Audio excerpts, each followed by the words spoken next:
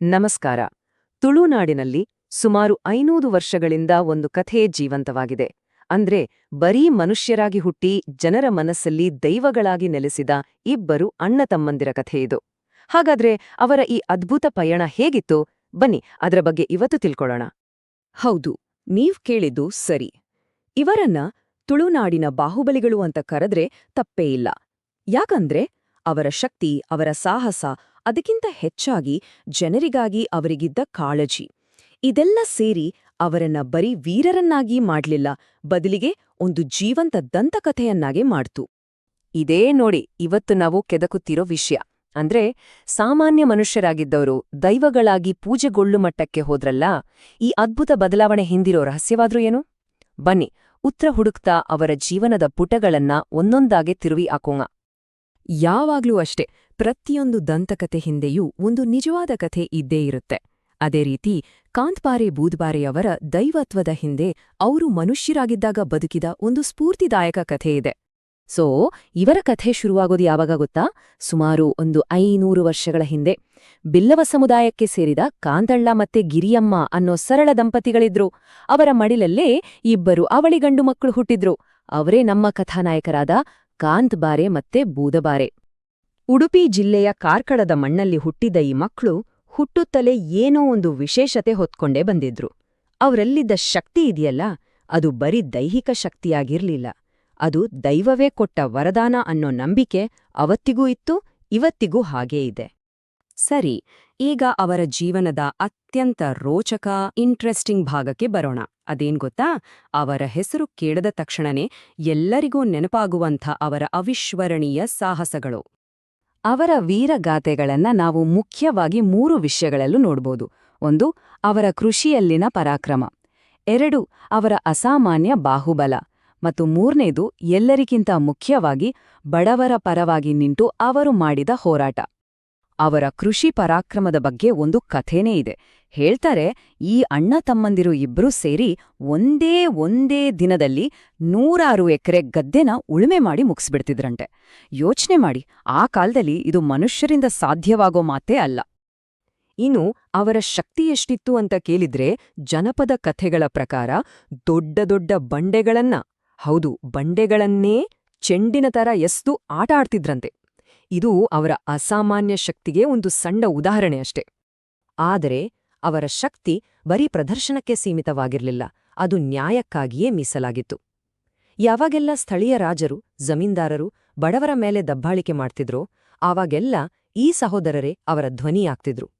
ನಿಜ ಹೇಳ್ಬೇಕಂದ್ರೆ ಜನಸಾಮಾನ್ಯರ ಪಾಲಿಗೆ ಅವರೇ ನಿಜವಾದ ರಕ್ಷಕರಾಗಿದ್ರು.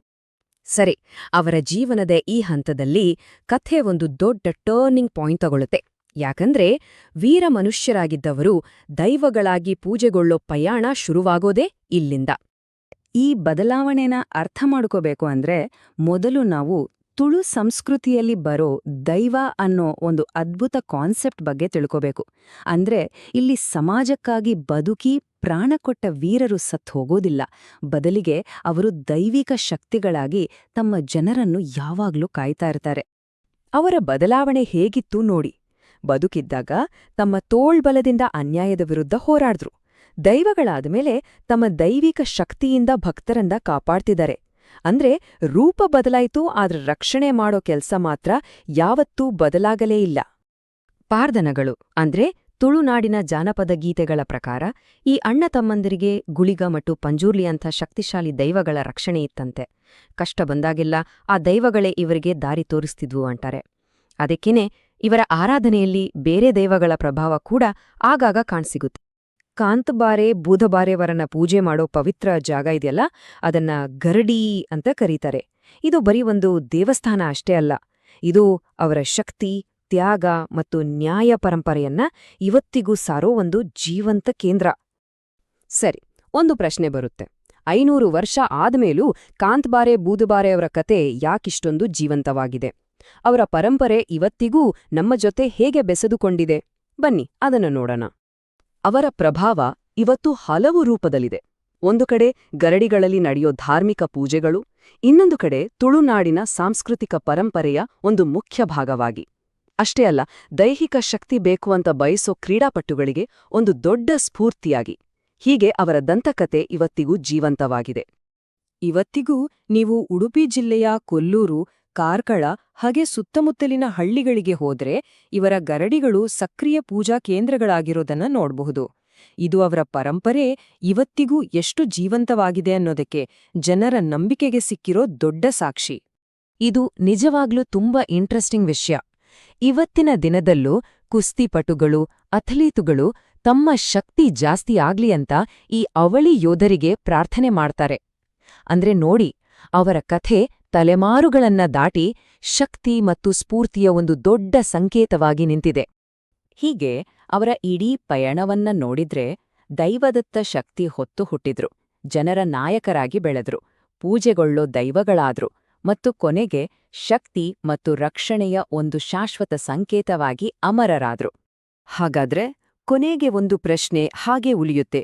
ಒಬ್ಬ ವ್ಯಕ್ತಿಯನ್ನ ಅಮರ ದಂತಕಥೆಯನ್ನಾಗಿ ಮಾಡೋದು ಬರೀ ಅವರ ತೋಳ್ಬಲ ಒಂದೇನಾ? ಅಥವಾ ಜನರ ಮೇಲಿನ ಪ್ರೀತಿ, ನ್ಯಾಯಕ್ಕಾಗಿ ಅವರು ಮಾಡೋ ಹೋರಾಟನಾ? ಈ ಪ್ರಶ್ನೆನ ನಿಮ್ಮುಂದಿಟ್ಟು ಇವತ್ತಿನ ಈ ವಿವರಣೆಯನ್ನ ಮುಗ್ಸೋಣ.